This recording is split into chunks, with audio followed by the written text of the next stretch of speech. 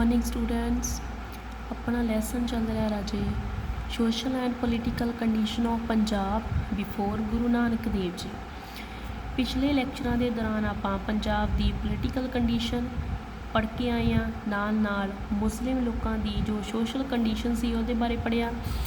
अज next concept पढ़ांगे social condition of the Hindus.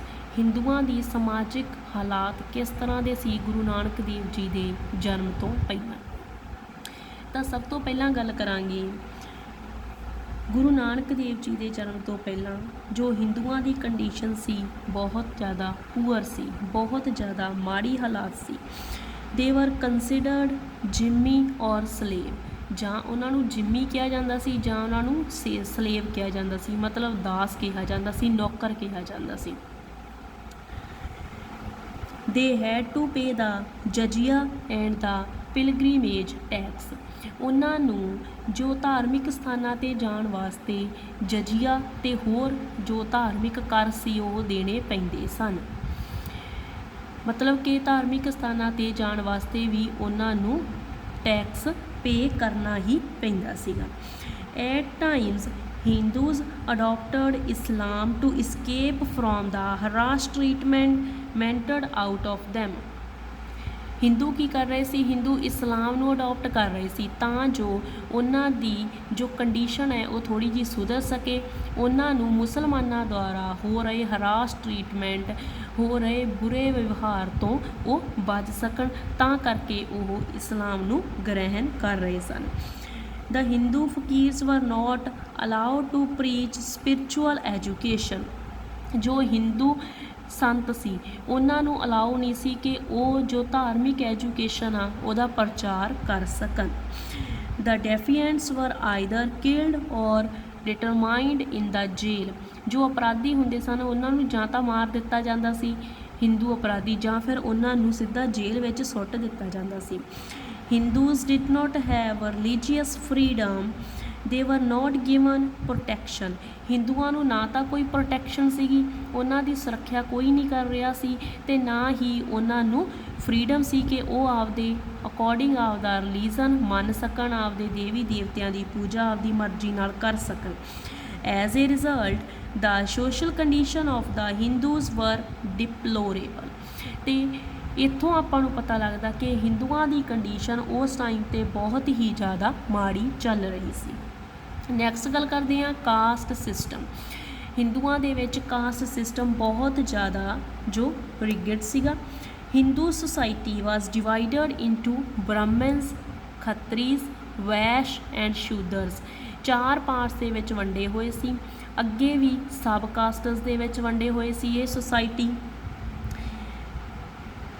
The Brahmins forgot their duties toward society and became selfish. They protected their class by keeping the Muslim rulers happy। जो ब्राह्मण सी वो आपदियां ड्यूटियां भुल चुके सी कि उन्होंने तो सिर्फ धार्मिक सिक्ख्या देनी लोगों को, ये गल वो भुल चुके सी। वो की बन गए सी, वो सैल्फिश बन चुके सी, स्वार्थी बन चुके सी ते वो आपदी पोजीशन नू बरकरार रखण दे वास्ते मुस्लिम लोग जिहड़े सी, मुस्लिम रूलर सी जिहड़े उन्हां नू खुश करन दे विच लगे रहिंदे सी। The Brahmins involved the Hindu people in superstitions, useless rituals and ceremonies। The Brahmins were minting money in the name of religion। They also practiced untouchability। ਹੁਣ ਉਹਨਾਂ ਨੇ ਕੀ ਕਰਨਾ ਸ਼ੁਰੂ ਕੀਤਾ, ਉਹਨਾਂ ਨੇ ਜੋ ਭੋਲੇ ਭਾਲੇ ਲੋਕ ਸੀਗੇ ਉਹਨਾਂ ਨੂੰ ਇਨਵੋਲਵ ਕਰ ਲਿਆ ਕਾਹਦੇ 'ਚ, ਸੁਪਰਸਟੀਸ਼ਨਸ ਦੇ ਵਿੱਚ, ਅੰਧ ਵਿਸ਼ਵਾਸਾਂ ਦੇ ਵਿੱਚ, ਫਾਲਸ ਰਿਚੁਅਲ ਰੀਤੀ ਰਿਵਾਜ ਸੀ ਜਿਹੜੇ, ਜਾਂ ਕੋਈ ਵੀ ਜੋ ਝੂਠੇ ਸੈਰੀਮਨੀਜ਼ ਹੁੰਦੀਆਂ ਸੀਗੀਆਂ ਉਹਨਾਂ ਦੇ ਵਿੱਚ ਇਹਨਾਂ ਨੂੰ ਇਨਵੋਲਵ ਕਰ ਲਿਆ। ਇਹਨਾਂ ਦੀ ਇਗਨੋਰੈਂਸ ਦਾ ਪੂਰਾ ਫਾਇਦਾ ਚੱਕਣਾ ਸ਼ੁਰੂ ਕਰਤਾ ਸੀ ਤੇ ਬ੍ਰਾਹਮਣਸ ਲੋਕਾਂ ਤੋਂ ਮਨੀ ਇਕੱਠੀ ਕਰ ਰਹੇ ਸਨ, ਸਿਰਫ ਉਹਨਾਂ ਨੂੰ ਧਰਮ ਦੇ ਨਾਂ 'ਤੇ ਉਹਨਾਂ ਤੋਂ ਪੈਸਾ ਖਿੱਚ ਰਹੇ ਸਨ ਤੇ ਅਨਟੱਚੇਬਿਲਟੀ ਬਹੁਤ ਜ਼ਿਆਦਾ ਵਧਾ ਦਿੱਤੀ ਸੀ। ਇਹਨਾਂ ਨੇ ਛੂਤ-ਛਾਤ ਦੀ ਭਾਵਨਾ ਨੂੰ ਬਹੁਤ ਹੀ ਜ਼ਿਆਦਾ ਵਧਾ ਦਿੱਤਾ ਸੀ। The interaction between caste and subcastes of the Hindus was not enough there customs were different. ਹੁਣ ਜਿੰਨੀਆਂ ਵੀ ਇੱਥੇ ਜਾਤਾਂ ਸੀ, ਅੱਗੇ ਉਪਜਾਤਾਂ ਸੀ, ਉਹਨਾਂ ਦੇ ਵਿੱਚ ਇੰਟਰੈਕਸ਼ਨ ਬਿਲਕੁਲ ਨਹੀਂ ਸੀਗੀ, ਮੇਲ ਜੋਲ ਨਹੀਂ ਸੀਗਾ। ਇਹਨਾਂ ਦੇ ਜੋ ਵੀ ਕਸਟਮ ਵਗੈਰਾ ਸੀ ਉਹ ਵੀ ਬਿਲਕੁਲ ਡਿਫਰੈਂਟ ਹੁੰਦੇ ਸੀ। ਨੈਕਸਟ ਗੱਲ ਕਰਦੇ ਹਾਂ ਅਗਲੀ, ਬ੍ਰਾਹਮਣ ਤੋਂ ਬਾਅਦ ਵੈਸ਼ ਤੇ ਖੱਤਰੀਜ਼ ਆ ਗਏ ਸੀ।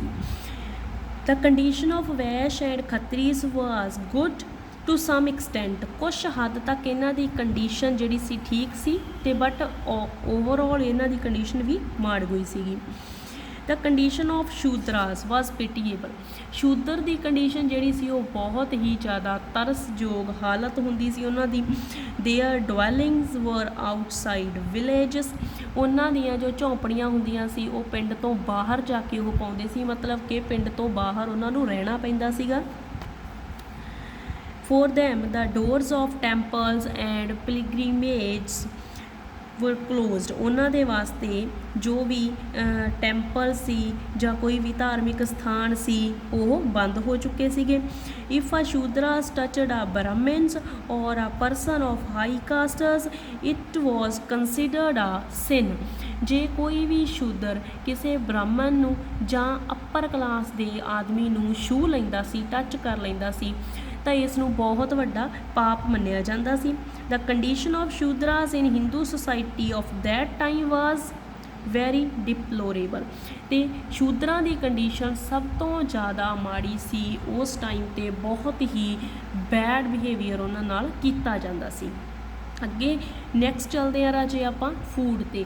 ਹਿੰਦੂ ਲੋਕਾਂ ਦਾ ਫੂਡ ਕਿਸ ਤਰ੍ਹਾਂ ਦਾ ਸੀ, ਕਿਸ ਤਰ੍ਹਾਂ ਦਾ ਉਹ ਜਿਹੜਾ ਭੋਜਨ ਖਾਂਦੇ ਸੀਗੇ। The Hindus took simple and vegetarian food. ਸਭ ਤੋਂ ਪਹਿਲਾਂ ਤਾਂ ਇਹ ਸ਼ਾਕਾਹਾਰੀ ਸੀਗੇ, ਤਾਂ ਸਿੰਪਲ ਵੈਜੀਟੇਰੀਅਨ ਫੂਡ ਖਾਂਦੇ ਹੁੰਦੇ ਸੀਗੇ।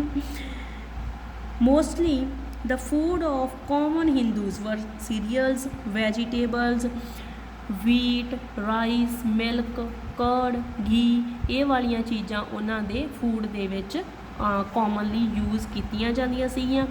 ਦੇ ਵਰ ਫੰਡ ਆਫ ਖਿਚੜੀ। ਉਹ ਖਿਚੜੀ ਦੇ ਖਾਣ ਦੇ ਵੀ ਸ਼ੌਕੀਨ ਹੁੰਦੇ ਸਨ। ਰੋਟੀ ਦੇ ਨਾਲ ਨਾਲ ਉਹ ਕਦੇ ਕਦੇ ਖਿਚੜੀ ਦਾ ਸੇਵਨ ਵੀ ਕਰਦੇ ਸੀ। They also used butter milk use ਕਰਦੇ ਸੀਗੇ। Specially care for the purity of kitchen was taken. ਅਤੇ ਉਹ ਕਿਚਨ ਦੀ ਸ਼ੁੱਧਤਾ 'ਤੇ ਬਹੁਤ ਯਕੀਨ ਰੱਖਦੇ ਸੀ। ਕਿਚਨ ਦੀ ਪਿਓਰਟੀ ਦਾ ਮਤਲਬ ਕਿ ਮਾਸਾਹਾਰੀ ਭੋਜਨ ਕੋਈ ਵੀ ਕਿਚਨ ਦੇ ਵਿੱਚ ਨਹੀਂ ਐਂਟਰ ਕਰਦੇ ਸੀਗੇ, ਇਹਨੂੰ ਸ਼ੁੱਧ ਹੀ ਰੱਖਦੇ ਸੀ, ਸਿਰਫ ਸ਼ਾਕਾਹਾਰੀ ਭੋਜਨ ਦੀ ਵਰਤੋਂ ਕਰਦੇ ਸਨ। The Hindu people regarded eating meat as a violation of the religious rules.